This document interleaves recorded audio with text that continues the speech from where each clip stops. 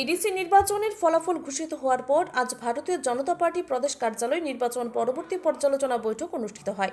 এই বৈঠকে রাজ্যের মুখ্যমন্ত্রী প্রফেসর ডক্টর মানিক সাহা সহ বিজেপি দলের প্রদেশ কমিটির দায়িত্বপ্রাপ্ত বিভিন্ন স্তরের নেতৃত্বরা নিজেদের মতো করে এই সময়ে পরিপ্রেক্ষিতে রাজনৈতিক দৃষ্টিভঙ্গি নিয়ে আলোচনা এবং পর্যালোচনা তুলে ধরেন। বিশেষ করে এডিসি নির্বাচন পরবর্তীতে বিজেপি দলের পরবর্তী সাংগঠনিক এবং রাজনৈতিক রণকৌশল বিস্তৃতভাবে আলোচনা হয় বলে সূত্র মারফত জানা গেছে। এদিকে এই বৈঠক সম্পর্কে উপস্থিত সংবাদ মাধ্যমের সামনে নিজের প্রতিক্রিয়া তুলে ধরতে গিয়ে মুখ্যমন্ত্রী প্রফেসর ডক্টর মানিক সাহা দাবি করেন, আজকের বৈঠকে আলোচিত হয়েছে যেভাবে এডিসি নির্বাচনে বিজেপি দল এককভাবে লড়াই করেছে এটাই ঠিক। পাশাপাশি মুখ্যমন্ত্রী দাবি করেছেন, আপাতত রাজনৈতিক পরিস্থিতির নিরিখে আগামী এডিসি নির্বাচনে এককভাবেই দল লড়বে বলে সিদ্ধান্ত হয়েছে। যদিও 2028 বিধানসভা নির্বাচনে কি হবে এটা নিয়ে মুখ্যমন্ত্রী এখনই স্পষ্ট করে কিছু জানাতে পারেনি। এদিকে বিভিন্ন জায়গায় ভিলেজ কাউন্সিল দখল করা হচ্ছে, এই বিষয় নিয়ে মুখ্যমন্ত্রী দাবি করেন এটা মানা যায় না, এটা অনৈতিক। পাশাপাশি সরকারি কর্মচারীদের কটাক্ষ করতে গিয়ে মুখ্যমন্ত্রী বলেন, সরকারি কর্মচারীদের একটা ভালো সংখ্যক মথাকে ভোট দিয়েছে, তারাই বিবেচনা করুক মথা এই কাজ ঠিক করছে কিনা। আজকে অমরপুরে ছবি মুড়াতে সাধারণ পর্যটকদের প্রবেশ অধিকার একদল মথা কর্মী সমর্থক বন্ধ করে দিয়েছে। এই নিয়ে মুখ্যমন্ত্রী বলেন, এটা ঠিক না, তবে গোটা বিষয় খোঁজ করে দেখা হচ্ছে বলে দাবি করেন তিনি। Bureau report, Tripura news Bangla.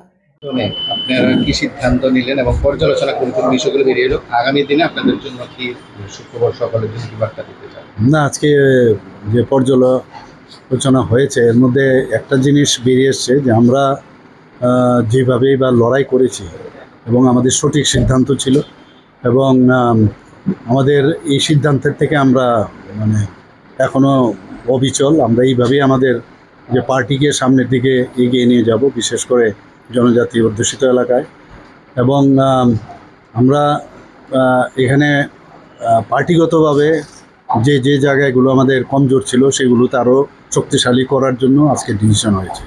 তাহলে কি 2028 সালের কারোর সঙ্গে না, এটা তো এখন আমরা কি বলবো, এটা তো আমি বলতে পারবো এই ডিসি নিয়ে বা ডিসি নিয়ে। এবার যখন বিধানসভা আসবে, বিধানসভার সময় বলতে পারবো কি হবে না না। কিন্তু এখন তো যেহেতু বিসি ইলেকশন আসছে, তো সেই নিয়ে আমরা কথা বলছি।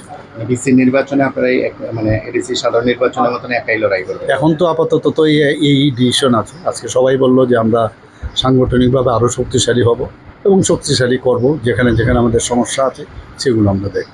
পর্যটন ক্ষেত্রে তো ত্রিপুরা উল্লেখযোগ্য একটা জায়গা, ছবি মুড়াতে ত্রিপুরা মতো দলের তরফ থেকে গিয়ে ওরা বদ্ধ করে দিয়েছে ওদের জায়গায় এরকম। এগুলো পারে না, এগুলো পারে না। আর যেগুলো যত করবে তত বেশি আমার মনে হয় যে এদের পার্টি আলটিমেটলি মানুষ তাদেরকে কথাগুলো মেনে নেবে। আমি জানি না বিষয়টা, আমার দেখতে হবে বিষয়টা। স্যার, কোথাও ভিসি দখলের একটা চেষ্টা না না, এগুলো তো আইনের মধ্যে পড়ে না।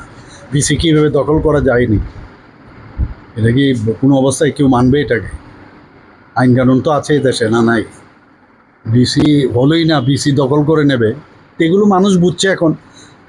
অনেক কর্মচারীরা তো ওনাদেরকেও ভোট দিয়েছে, আপনারা সবাই জানেন।